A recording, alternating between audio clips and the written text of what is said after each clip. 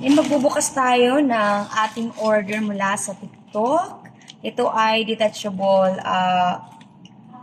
bottled water rack ata to. Yung paglalagyan ng ng lagayan ng tubig.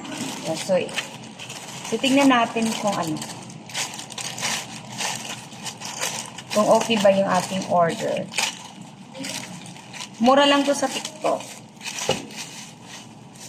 So, mamaya ilalagay ko din yung link para makita nyo kung ayan. Nakabalot siya. Medyo bakal. Bakal ata yung kanyang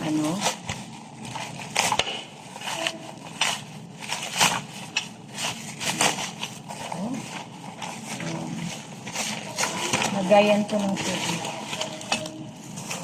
Detachable siya. Ayan. So, i-assemble siya. At eto, kompleto yung package.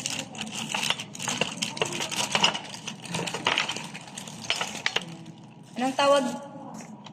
Ito yung faucet na nilalagay doon sa basta labasan ng water, yun na yun.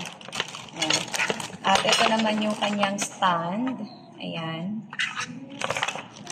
At ito yung ito pa, kasama pa doon. Ayan. Ay, masisira. Sayang.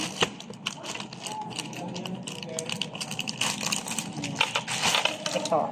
So, ito lahat, ito lang, mura lang to. So, mapakita ko sa inyo. Yan, so, na-assemble na nila yung lagayan. So, ganito na siya pag naayos na. Ganyan na yan. So, go to go na siya. Go.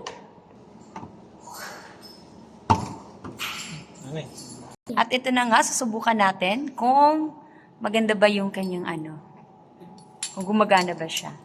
Ay, ganyan. Ganun lang siya kadali. Takip siya, ayan. Pag di nyo na ginagamit, takpan nyo lang siya, besh, para hindi mapasok ng mga virus, bacteria, and whatsoever.